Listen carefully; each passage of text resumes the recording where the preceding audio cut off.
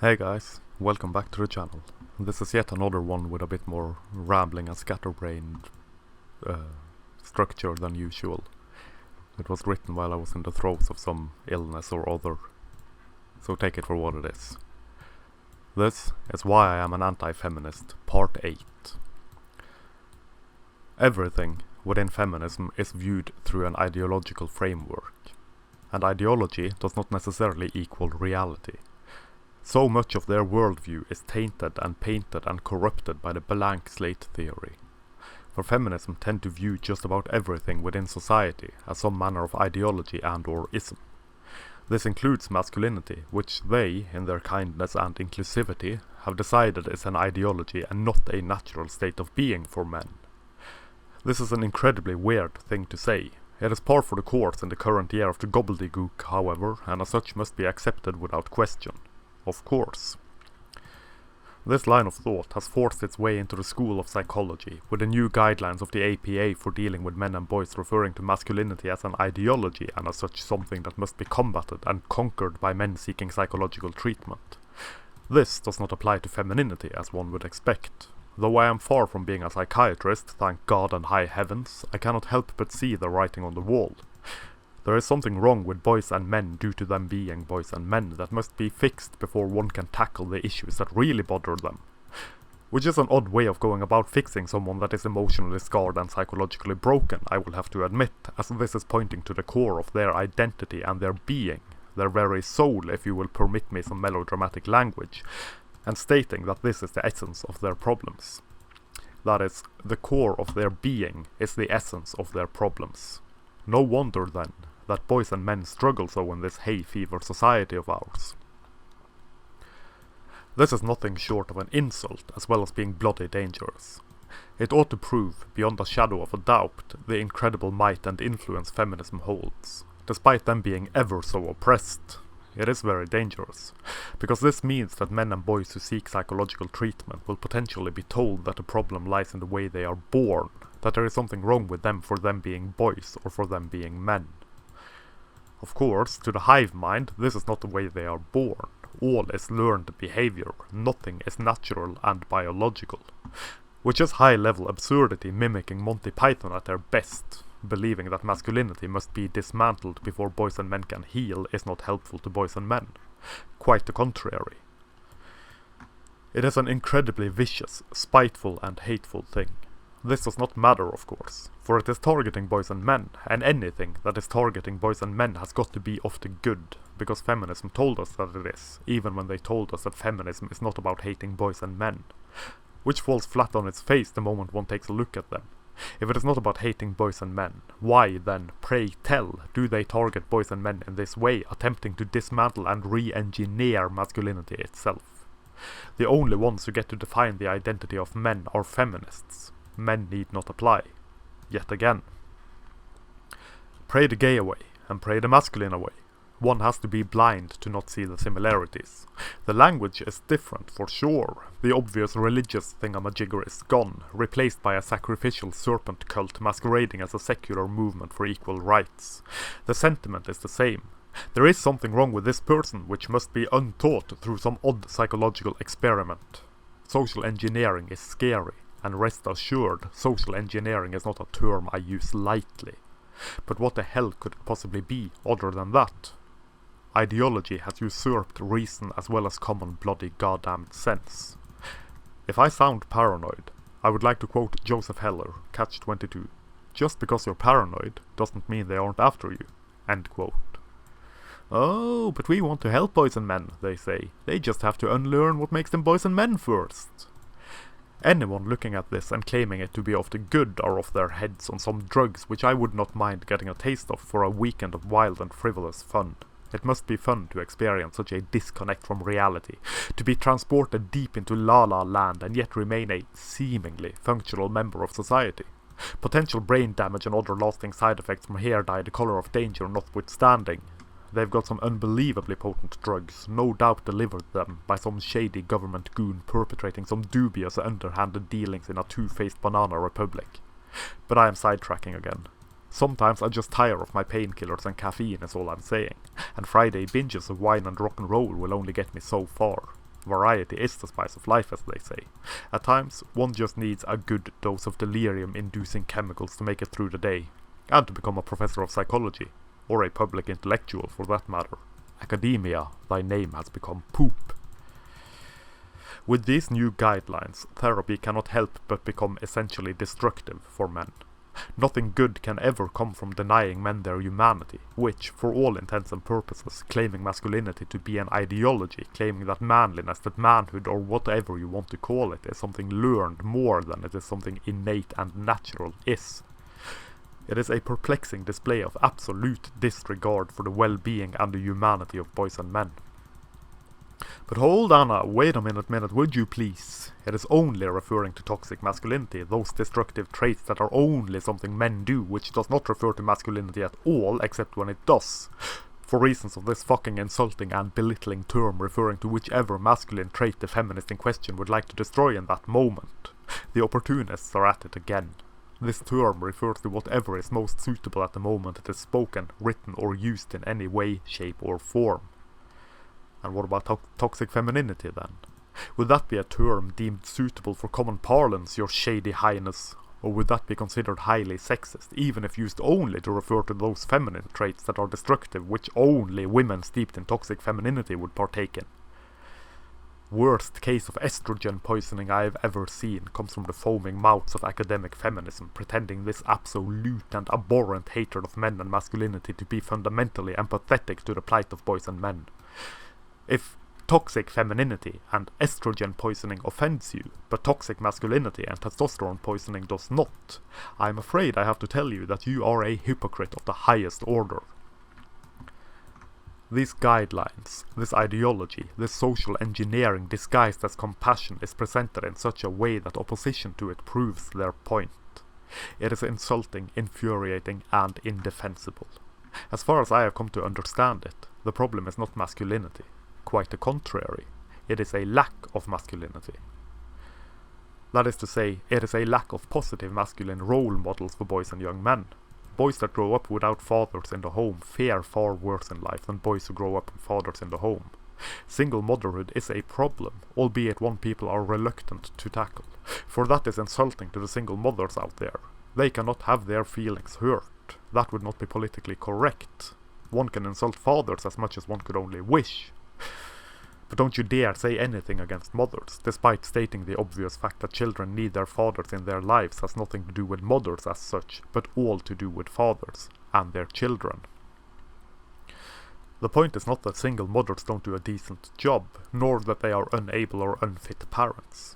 Some are, and some are not. Nor is the point pointing fingers at the father or the mother. Whoever caused the absence of the father is immaterial. It is besides the point. The point is that they only fulfill one parental role. This leaves a hole in the life of the child. It leaves a piece of them untended to. Because both parental roles need to be filled. The masculine and the feminine working together is needed and necessary for a child to be complete. Feminism has made no secret of their attempts, and success I would dare say, to destroy and dismantle the nuclear family. They are proud of it, they brag about it, and they celebrate it. It is sickening, and still it is accepted. Women are wonderful, don't you know, no matter what. A sentiment weaponized by the fierce fighters for equal treatment. Women can do no bad, men can do no good. By their nature, despite this nature not existing but being taught. Yet again, one need only lift the covers of the serpent cult to see this. One need only look to how fathers are presented in movies and on television, in regular programming and in commercials to see how little regard our societies have for the role and input of fathers in the lives of their children. And then one can look to how mothers are presented. Particularly this goes for sitcoms and other such quick and easy shit fixes. Fathers are usually bumbling buffoons, engaging in some silly and eventually futile endeavor which the mother then fixes, using common sense or her higher sense of morality, justice and intelligence. Which tend to be the view held in society overall where fathers and mothers are concerned. Mothers are empathetic and caring and nurturing, fathers are not. Of course, I do understand the use of stereotypes in comedy. and I quite enjoy it myself, laughing and giggling like a schoolgirl every time Randy Marsh from South Park, for example, breaks out in one of his incredible fits of stupidity. South Park, however, is a balanced show. It kicks in all directions, and nothing is sacred. It may be a poor example, come to think of it. A better example might be The Simpsons, which were pretty good for the first 12 seasons or so, then devolved into a mass of worms and wishes begging us to kill it and put it out of its misery. The women of Springfield are, by and large, presented in a much better light than the men of Springfield. And to be clear and to be perfectly honest, this is not something that offends me, or bothers me. I mention it because it does paint a picture of society, which is this: men can be poked fun at, fathers can be poked fun at, women cannot, nor can mothers. This is something seen time and again, with the feminist hive mind getting all up in arms at the slightest joke at the expense of women in general. Or if women are not presented as the living embodiment of all that is good and true and pure and noble and clean, or if women are killed on the screen. It is the double standards that piss me off, as it always is. Poke fun at men and at fathers as much as you wish, crying sexism when women and mothers are poked fun at, whilst laughing when men and fathers are poked fun at, does not make sense with claiming to seek equal treatment of the sexes. And I would dare say most men don't mind men and fathers being poked fun at. In fact, we will probably laugh alongside it, seeing a bit of ourselves in the character and harbouring some self-deprecating humour which seem to be lacking in most modern women, feminist or not. Point is, you had better be damned fucking sure that equal treatment of the sexes means that women and mothers are also free game for comedy, because that is actual equal treatment, not putting women on a pedestal where they are to never be laughed at for fear of offending their noble and delicate female sensibilities. Oh, the swoon and the gasp and the eternal offence. Both men and women, fathers and mothers, boys and girls, sons and daughters, have their silly little idiosyncrasies, their silly little things that can be generalized and poked fun at. When it is only accepted towards the one and not the other, we have a double standard on our hands and at our feet. And it is becoming increasingly so, with our mass media pundits proclaiming any and all stereotyping of women or of mothers as some horrible affront to women and to mothers, instead of them merely being poked fun at, just as men and fathers are. That is to say, instead of them being treated equally to men. Yet they see only one thing, and that thing is only what they want to see. All else is hidden behind a glowing veil of contempt, ideology and willful blindness, as well as pure ignorance, indoctrination and idiocy. Of course, quick and vapid entertainment media is just that. Quick fixes, cheap laughs and nothing to think too much about. Overanalyzing may be fun for a while, but in the end it is just that. Overthinking something which does not necessarily warrant that much thought. Let fiction be. Leave fiction alone. I only mention it because feminism does so, pointing to this and to that as some terrible affront to womanhood, whilst being blind to this and to that simultaneously being just as much a terrible affront to manhood, if one chooses to view it in that light. Feminism makes the claim that women are sexually objectified in movies. Oddly enough, they disregard the thousands of men that are blown to bits and used simply as cannon fodder in movies, existing only for a split second on the screen to be blown to bits. Which is worse, I wonder, if one is to analyze it to death and beyond instead of enjoying a piece of art. And what does this tell us about society and its view of men? I'll let you fill in the blanks yourself. Of far more concern than bloody fiction is the push we have seen in later years from feminism to remove Father's Day, instead referring to it as Special Persons Day. Because some children do not have fathers in their lives, you know, and so this celebration of fathers is absolutely terrible. Some children do not have mothers in their lives either, yet there is oddly enough no push to remove Mother's Day and label that as Second Special Persons Day. Strange that. Let's just have a day dedicated to non-gender specific parental figure A or B, then everyone would be pleased. Except those that don't buy into this nonsense. But of course, we don't care about those bigots and so forth and so on. It is very infuriating to see single mothers being celebrated on a day dedicated to fathers. Every bloody Father's Day this happens.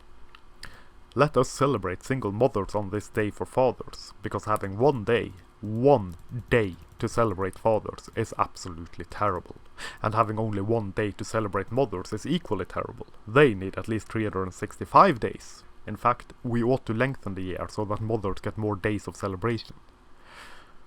There can be no 1 day dedicated to the celebration of men and their contributions, be those contributions to society overall or to their families.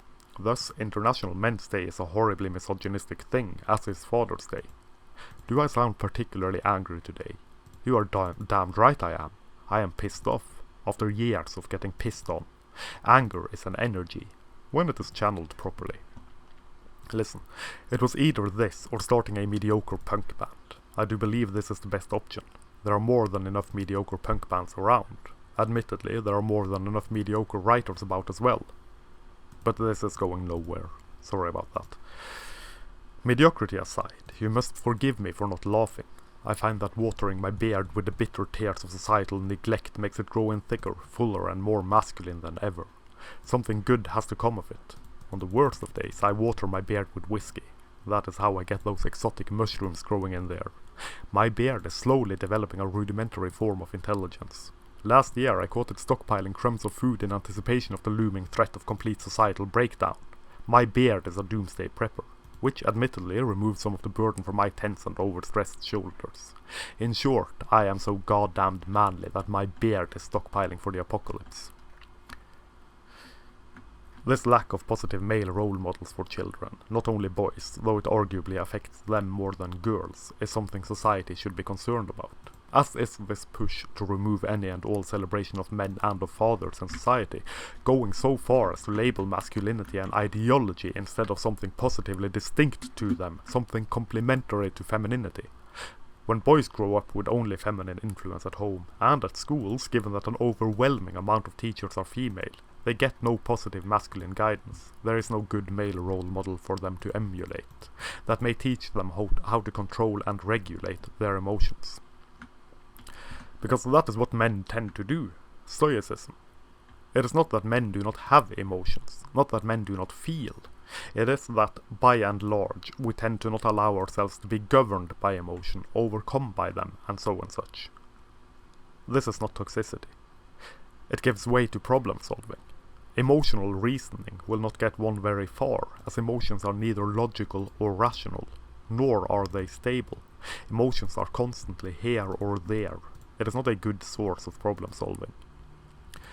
If one is able to look beyond one's immediate emotional response and think clearly and logically about something, solutions present themselves that do not present themselves when in the throes of some emotional upheaval or other.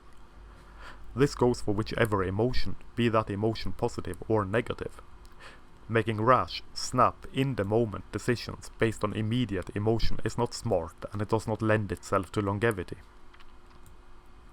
And as an aside, for all the talk from women in general and feminism in particular that men do not deal with their emotions because they do not talk about them like women tend to do, what in the everlasting snoot waffler do you think male men's rights activists do when writing out stuff, advocating for what we advocate for and so and such? I would dare say that channeling whichever emotion is the driving force behind a wish for change, assuming of course that a lot of the driving force is anger, grief, loss, etc., into the work done by MRAs, is a very appropriate way of dealing with and speaking about our emotions. For it is a practical way of dealing. Granted, I may very well be speaking only for myself, though I tend to doubt that. Let it also be made clear that this does not mean that I believe the reasoning is emotional. It is not that men are not in touch with our emotions, nor that we suppress them. We deal with them differently than women, by and large, and are oddly enough lambasted for doing so. Because it is not done in the way deemed suitable by the feminist horde that calls for us to speak about our emotions the way they would like us to, which is to admit that our masculinity is wrong and that feminism is correct in all their assertions about men and masculinity. I have told this short tale before, but I will tell it again, because it is suitable for repetition. Back in my Facebook days, I dared complain about my chronic pain and fatigue being a severe burden on me, and as such limiting my enjoyment of life and making me completely miserable when at their worst. A self-proclaimed feminist aged 50-something told me to shut up and to not make myself so pitiful. Interesting, I think, to come from the mouths of those who claim to want men to talk about their problems and their emotions. A man in pain, a man in emotional distress, invokes disgust in people. It does not invoke empathy or compassion. It invokes sensations of disgust so extreme that the very same feminists who claim to want men to speak about it see no qualms in kicking a man when he is down. Which is it? Either we have to talk about it, or we have to man up. Very interesting, wouldn't you say? Even if it is anecdotal and as such will be dismissed immediately by the very same forces that brought us to this point in the first place. To say that masculine role models, that men and fathers are important to children, is not to say that women and mothers are not important, do not hold innate values which men do not, which fathers cannot teach properly to their children. I absolutely believe that women do, that mothers do. We have, however, reached a point in this shady society of ours, where merely saying something positive about men or fathers necessarily must mean stating something negative about women and about mothers, even when mothers or women are not mentioned. Which is absolutely ridiculous, but there you have it, there we are, and here we stand. Women are offended but something positive is said about men. This is an illness. It is a vast societal psychosis, probably driven by the same drugs I mentioned previously. Delirium ho and delirious hoes. Ho fucking ho and honk bloody honk. I am writing and speaking about men and the innate values and, dare I even say, beauty which men have. If you want nice, fluffy and pretty things said about women in general, go wherever else you want, because that is all you will find everywhere else, mostly to the detriment of men. For that is our societies as they stand today.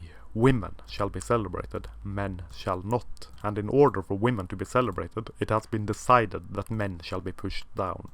For one could not possibly wish to celebrate both sexes, nor both sexes' contributions to society. That would be equal treatment, and heavens forbid we should actually see that happening. I would, quite honestly, have no problems with positive things said about women in general, were it not for the fact that these positive things said about women always carry with them, in words, not my assumptions, something negative about men and masculinity. Any feminist article will prove as much. Any building up of women will prove as much. It is not enough to say positive things about women. Men must be beat down in very clear and concise terms, or men must be locked out from this or from that educational thing or work-related thing. Girl power ho, and no boys allowed, which is positive discrimination instead of being, just discrimination based on sex.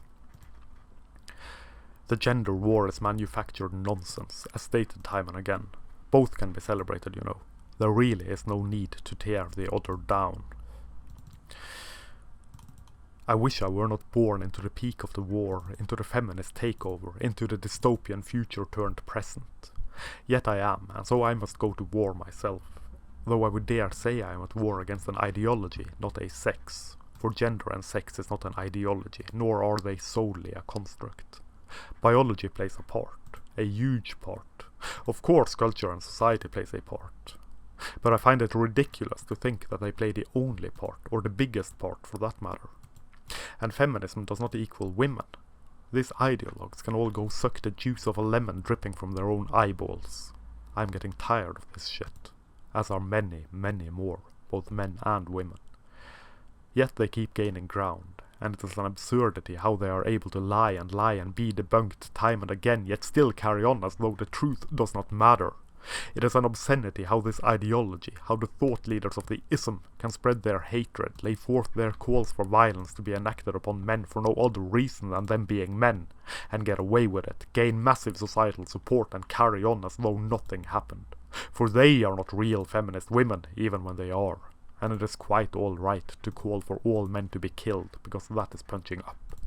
Even when all the negative statistics are filled to the brim with boys and men. And yet the empathy gap is not real, because women have periods and get pregnant. Yes. This was delivered me as an argument against men and boys being met with less empathy in society. I kid you not. Feminism, thy name is bleh. The upper reaches of society may be filled with men, but to look at society overall and claim that men are somehow privileged for their sex is disingenuous to the extreme. The lower depths of society are also filled with men. Applying the same logic, one would say that men are not privileged. quite the contrary. This does not reach the fevered minds of the ideologues, the hive mind, the willfully blind victim seekers, for it does not fit the narrative. Patriarchy hurts men too, even when it helps men. Herp goes the derp in the herder meadows. Men who tend towards violence are violent for a reason. It is not because of masculinity. It is a lack of masculinity. It is neglect. It is abuse. It is a multitude of factors. A child is not born defective. It's not born violent. Boys are not defective at birth. Nor are they violent because of the ideology of masculinity. That claim is so insulting that it ought to be curb-stomped into oblivion. Just as there is nothing innately wrong with femininity, there is nothing innately wrong with masculinity. This is not to say that everything is biological and nothing is social. That would be a silly statement, just as silly as claiming the opposite. It is a bit of both as I have come to understand it, though understanding how much of each is not that easy. Add into this that society is built upon and around behaviors, traits, factors and so on such that may very well be biological, and you've got yourself a confusing cake conundrum that I am in no way qualified to cut with any amount of certainty. What can be stated with certainty, however, even from a nincompoopish loser on this lonely corner of the internet such as myself, is the very simple thing that human beings are biological creatures, that the bodies of men and of women are different, are designed for different things. To believe that the brains have not evolved to supplement, to work in tandem with these different bodies is self-flating absurdity. That is believing that the brain is not part of the body, that the brain is some separate entity. We are not, to paraphrase Alan Watts, merely a body dangling from a brain. If we were, I struggle to see how psychosomatic illness could be a thing, for example. There is a great connection between brain and body and body and brain. This ought to be obvious, as the brain is not separate from the body and as such is influenced by the body and all the weird chemicals floating around in it, and vice versa. Here endeth part 8. Join me next week if you are ready, willing and able for part 9. Lest I succumb to madness and despair, shave my beard, my hair and my legs, clothe myself in a moo-moo and refer to myself as Mother Cyanide, and start my own cult where the carrots are the all-powerful godhead and the ones that really rule the earth. Incidentally, this carrot-based religion is actually something I tried to create back in the day when some random woman on the internet tried to seduce me with tales of tiny snack carrots and ranch dressing. But that, I think, will have to be told another time.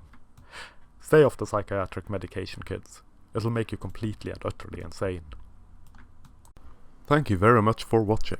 Here follows an outro most befitting a video of this nature, a blatant attempt at virtual panhandling. Should you wish to support this channel, as well as my blog and any further endeavours this strange path will take me on, there are a few ways you can do that. The easiest would be to like, share and subscribe, as well as clicking the sometimes functional notification bell. Having the message, such as it is, manspread and mansplained far and wide will do wonders. You could also support my rambling and barely contained insanity by buying my books, which are linked below. More books will be made available as time allows. I also have a Redbubble shop, linked below, where you can buy prints in various forms of some of the artwork presented in my videos. Or you can contact me through the contact form on my blog for original artwork, commissions or prints direct from the source, so to speak.